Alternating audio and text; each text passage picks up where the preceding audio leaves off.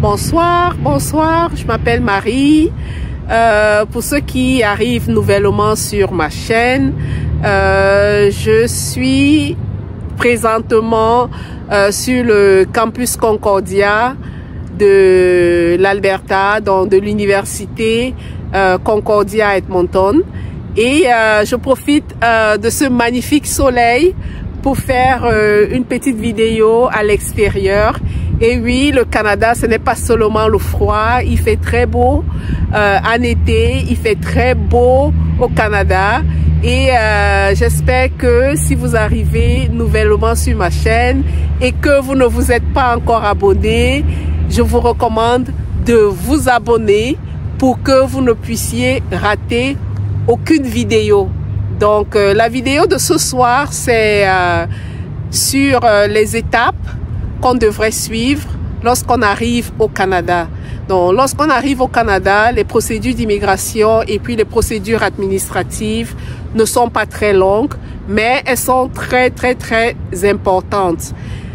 Donc, sans plus attendre, donc on passera au point 1. Donc, lorsqu'on arrive au Canada, qu'est-ce qu'on fait en premier? Donc, tout d'abord, pour ceux qui n'ont jamais immigré au Canada, pour ceux qui n'ont jamais atterri au Canada, le Canada a cette particularité-là que c'est à la porte d'entrée qu'on fait ces démarches administratives. Donc, dans beaucoup de pays, lorsqu'on arrive, on a, par exemple, la préfecture où on va pour faire ces démarches administratives. Mais au Canada, c'est à la porte d'entrée qu'on fait ces démarches d'immigration. Donc, lorsque vous atterrissez à l'aéroport, parce que je suppose que la plupart d'entre vous viendront par avion, donc lorsque vous descendez de l'avion, vous allez certainement devoir traverser les grades frontaliers. Donc, vous allez traverser la frontière et après avoir traversé la frontière, vous allez vous diriger vers les services d'immigration. C'est au niveau de l'immigration que vous allez faire toutes vos démarches d'immigration, que vous soyez résident permanent ou résident temporaire. Donc, j'entends par résident temporaire ceux qui viennent ici avec un visa de travail ou alors un permis d'études. C'est à l'aéroport que vous allez faire toutes vos démarches administratives. Donc, après avoir fait les démarches administratives, je suppose que vous devez être paumé, fatigué par le voyage et par le décalage horaire. Rien de plus naturel que de chercher à se reposer. Donc, vous allez certainement vous diriger vers votre hébergement, soit temporaire, soit semi-temporaire, ou alors si c'est la famille ou les amis qui vous accueillent, certainement que vous allez trouver le moyen de vous y rendre. Donc, si vous avez des personnes qui sont venues vous accueillir à l'aéroport, ces personnes-là vous aideront à retrouver votre chemin. Mais si par contre, vous n'avez personne qui vienne vous chercher, moi, je vous conseille de soit prendre un taxi, ne serait-ce que pour le premier jour, ou bien un Uber pour vous rendre à votre domicile. Donc, lorsque vous arrivez là-bas, certainement que vous aurez besoin de beaucoup de repos, vous aurez besoin de retrouver tous vos sens. Oui, on est au Canada. Oui, c'est l'anxiété. On ne sait pas exactement ce qui nous attend, surtout lorsqu'on doit faire ces démarches administratives tout seul. Mais ne vous inquiétez pas, c'est pas compliqué du tout et il n'y a pas beaucoup d'étapes, il n'y a pas une multitude d'étapes à suivre. Donc, le lendemain, moi, je vous recommande de chercher un service Canada, donc le service Canada le plus proche de chez vous, où vous allez faire la demande du numéro d'assurance sociale. Donc, qu'est-ce que le numéro d'assurance sociale? À quoi ça sert? Comment est-ce qu'on fait une demande? Il y a deux façons de faire une demande de numéro d'assurance sociale. Vous pouvez soit le faire en ligne ou alors vous déplacer et vous rendre dans un service Canada proche de chez vous. Donc, qu'est-ce que le numéro d'assurance sociale? C'est un identifiant en 9 chiffres unique qui vous est octroyé par le gouvernement canadien. Donc, un code unique en 9 chiffres que le gouvernement canadien vous octroie. Généralement, lorsqu'on a un séjour temporaire au Canada, son numéro d'assurance sociale, le NAS, tel qu'on l'abrège en français, ou le SIN number, commence par le chiffre 9. Donc, le chiffre 9, ça c'est pour tous ceux qui ont un séjour temporaire au Canada. Si vous êtes résident permanent, votre numéro d'assurance sociale commencera par un autre chiffre. Mais c'est à Service Canada que vous allez faire la demande de votre numéro d'assurance sociale.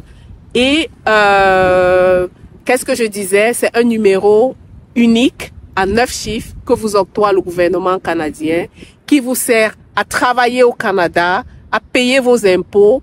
Et si vous avez l'intention de vous établir définitivement, avoir accès à certains services gouvernementaux. Donc, c'est à ça que sert le numéro d'assurance sociale. Un identifiant unique à 9 chiffres qui vous permet de travailler légalement au Canada, de payer vos impôts, de vous établir, d'avoir accès aux services du gouvernement canadien. J'entends par service, par exemple, l'assurance emploi, ou alors plus tard, lorsqu'il va falloir que vous touchiez votre retraite, vous aurez besoin de ce numéro d'assurance sociale.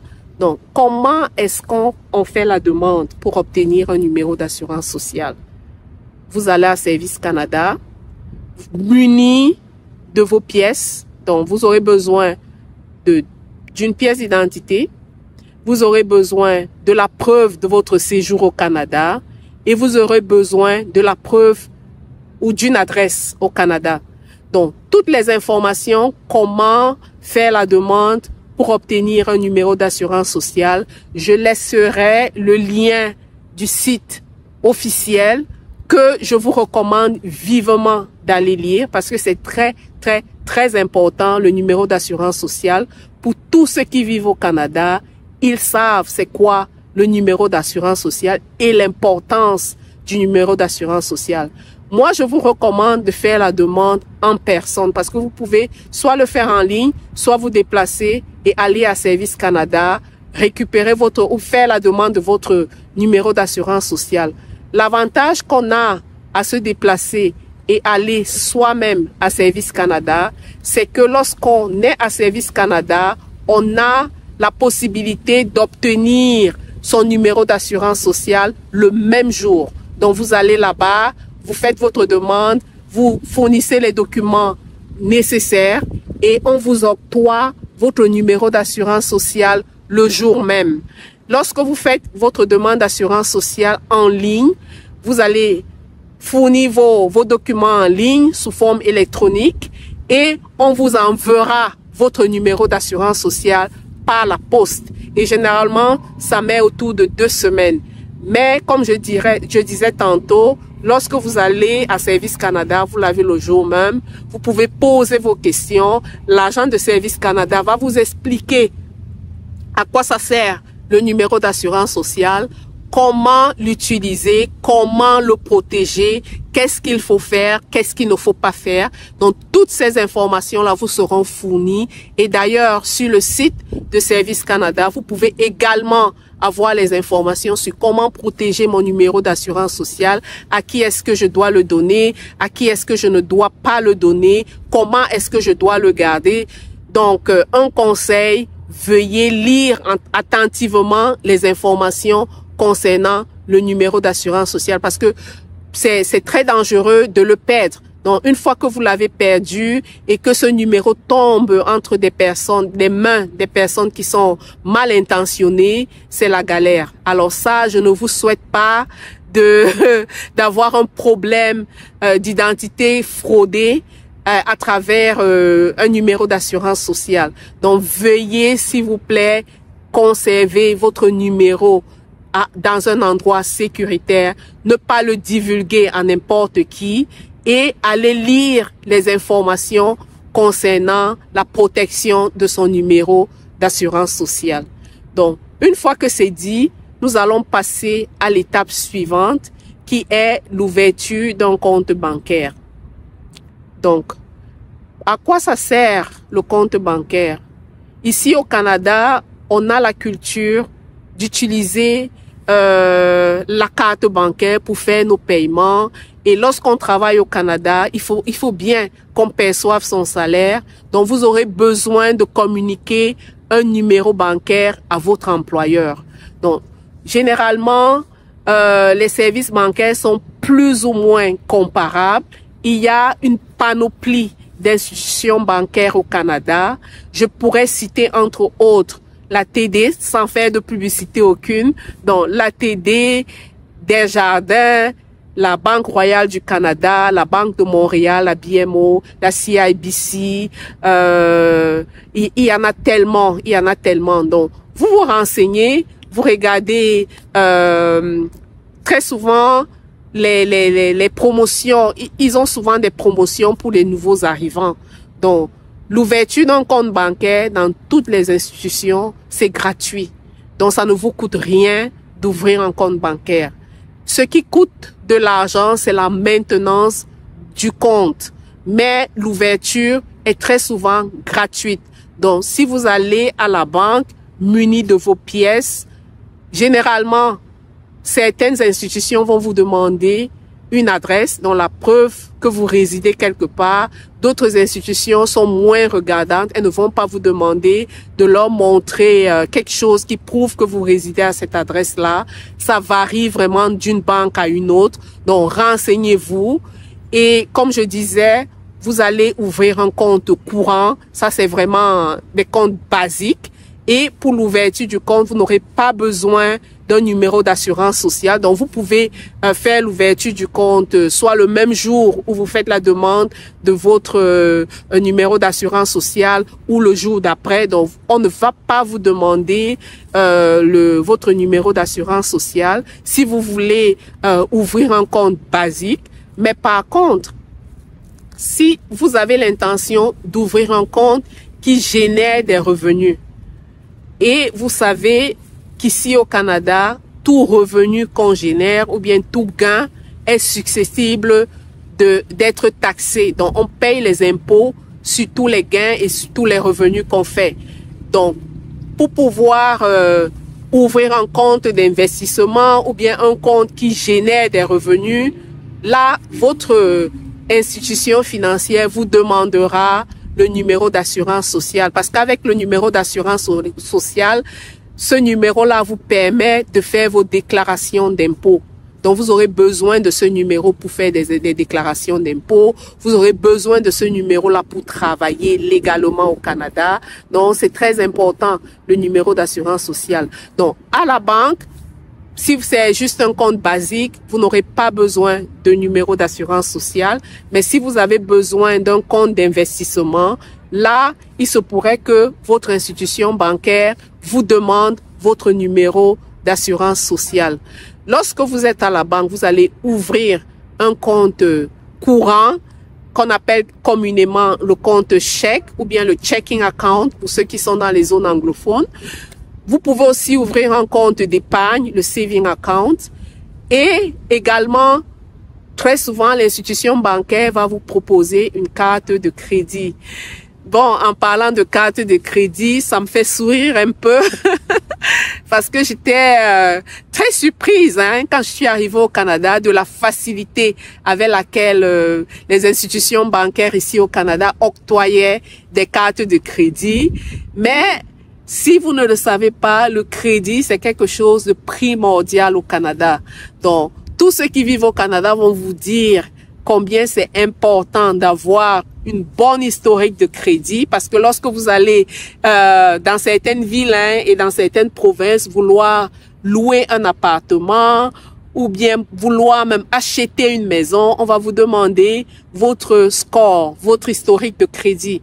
Lorsque vous allez vouloir faire un prêt hypothécaire ou bien un prêt automobile, on va vous demander votre crédit, votre score et votre historique de crédit. C'est très, très, très, très, très, très, très important. Donc, à la banque, on va certainement vous proposer une carte de crédit. Il faut naturellement l'accepter, mais il faut beaucoup de discipline. lorsqu'on immigre pour la première fois, il y a des choses qu'on apprend. On n'est pas, dépendamment du pays d'origine, il y a des choses dont on n'est pas habitué. Donc, le crédit, les finances, parfois, c'est quelque chose qu'on doit apprendre à manager. Et lorsque vous avez la carte de crédit, cette carte vous permet de construire votre historique de crédit et votre score de crédit. Donc, lorsque vous avez, moi, je vous encourage à l'utiliser. Donc, à l'utiliser à chaque fois que vous en avez l'opportunité. Si vous pouvez payer avec votre carte de crédit, vous payez. Donc, plus vous l'utilisez et mieux ça vaut. Pourquoi? Parce que vous construisez plus rapidement votre historique de crédit. Mais par contre, chaque fois que vous l'utilisez, veillez à repayer votre solde. Parce que si vous utilisez constamment votre carte de crédit, au lieu de payer avec votre carte du compte courant, donc à chaque fois, il faudrait que vous transfériez l'argent de votre compte courant vers la carte de crédit pour payer le solde de votre carte de crédit. Parce que les paiements en retard et les paiements loupés font baisser votre votre score de crédit. Et ça, vous ne voulez pas que votre crédit soit entaché lorsque vous faites, par exemple, une demande de prêt, parce que le prêt peut vous être refusé parce que vous avez un mauvais crédit ou bien vous avez un mauvais score. Ça crée vraiment une certaine confiance entre vous et les institutions financières. Donc, les institutions financières veulent voir que vous êtes fiable, que vous êtes un bon payeur. Et lorsque vous allez plus tard faire la recherche d'un logement, donc certains bailleurs vont vous exiger la cote de crédit parce qu'ils veulent voir si vous êtes aussi un bon payeur. Donc, c'est vraiment, vraiment important d'avoir un bon crédit et de ne pas gâcher son score de crédit. Donc, je dirais ça comme ça. Donc, on va vous demander, si vous voulez une carte de crédit, prenez la carte de crédit, mais soyez discipliné dans vos finances. Donc, une fois que vous avez fini avec l'étape de la banque, il vous faut souscrire à une assurance maladie. L'assurance maladie, c'est très, très, très, très importante parce que la santé ici, ça coûte cher lorsqu'on est malade et qu'on n'est pas assuré. Ça coûte les yeux de la tête.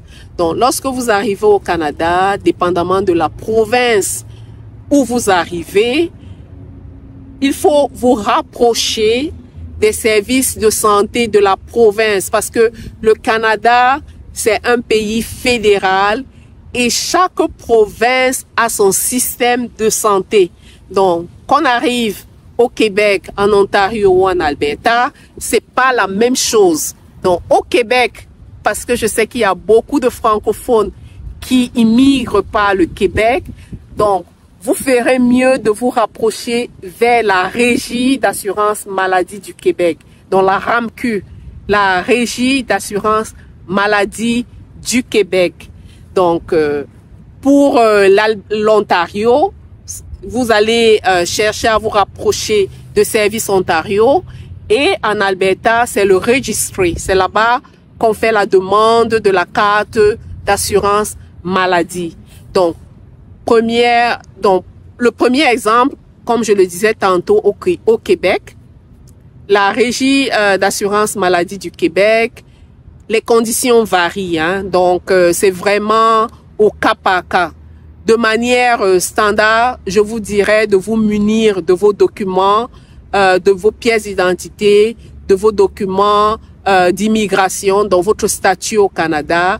Et généralement, ce que je dirais, c'est que le Québec a ceci de particulier, que cette province a des ententes avec certains pays.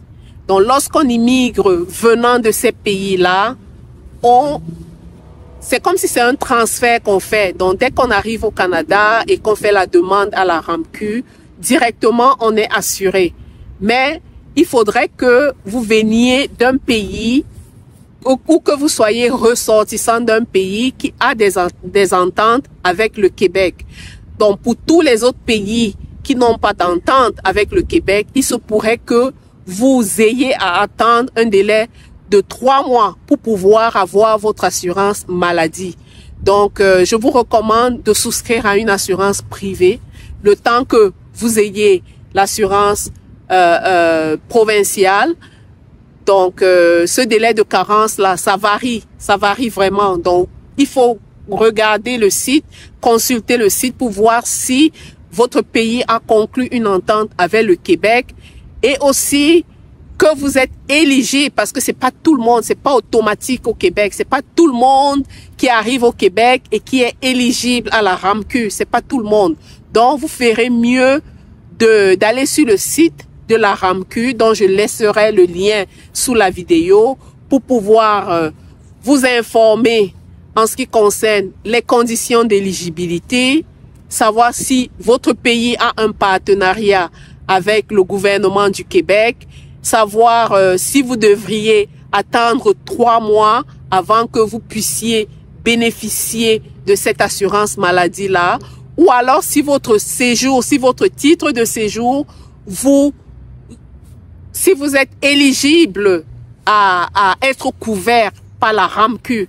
Donc, toutes ces informations-là, c'est vraiment important de chercher à avoir toutes ces informations-là. Donc, je laisserai le lien sous la vidéo pour que vous puissiez consulter les informations sur la RAMQ au Québec.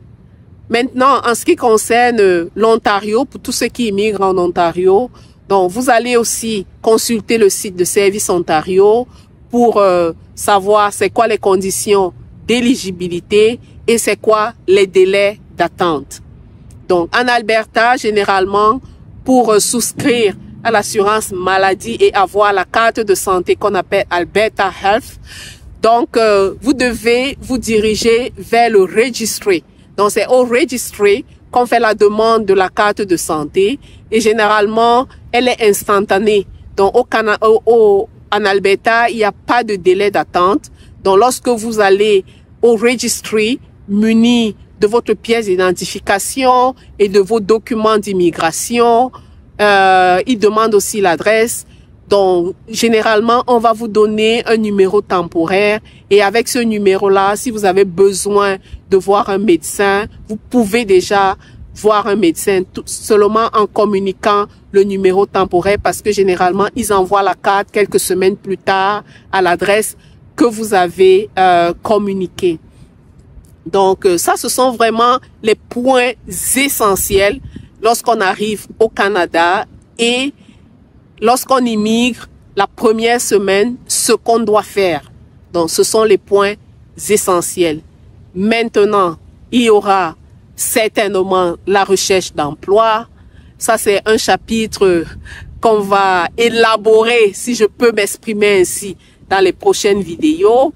Certainement que vous auriez à chercher un nouveau logement. Si vous avez un logement temporaire, donc vous auriez à chercher un logement. Dans ma précédente vidéo, je vous avais déjà donné quelques astuces en tant que nouvel arrivant. Comment est-ce qu'on fait lorsqu'on n'a pas d'historique de crédit? Parce que dans beaucoup de provinces, dans beaucoup de villes, on va vous demander la lettre de votre employeur, on va vous demander vos bulletins de paye, on va vous demander votre crédit pour pouvoir vous louer un logement. Donc, lorsqu'on n'a pas tout ça, qu'est-ce qu'on fait?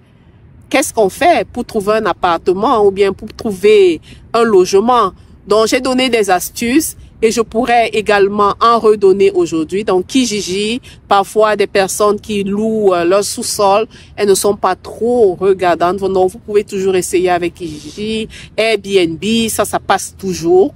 Et généralement, lorsqu'on arrive au Canada, on se bat pour trouver un emploi le plus rapidement possible. Donc, vous pouvez avoir Kijiji vraiment comme solution temporaire et une fois que vous avez votre emploi et que vous avez votre lettre d'emploi, votre offre d'emploi, vous pouvez, avec cette offre d'emploi-là, mieux chercher un logement.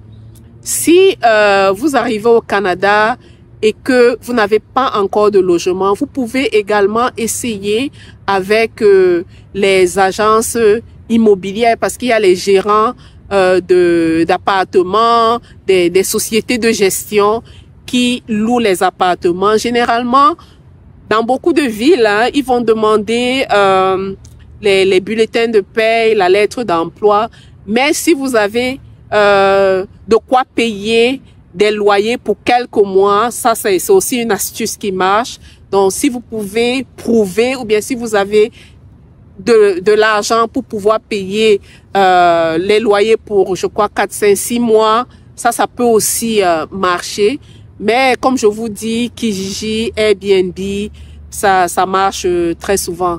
Donc, autre astuce, ça c'est lorsque vous arrivez au Canada et que vous avez un permis de conduire étranger. Dépendamment du pays d'où vous venez, ce permis peut être entièrement reconnu au Canada ou alors, très souvent, ce qui se passe, c'est qu'on va vous donner un certain temps. Donc, si vous venez avec votre permis, vous avez, je crois, 6 mois jusqu'à ce que vous convertissiez votre permis. Donc, vous pouvez l'utiliser pendant un certain temps. Et je vous invite vraiment à vous renseigner sur ce que ça prend pour convertir votre permis et que vous soyez dans les délais, quoi. Donc, plus tôt vous le faites, mieux ça vaut. Autre chose, lorsqu'on arrive au Canada, je vous recommande fortement de visiter les centres d'accueil.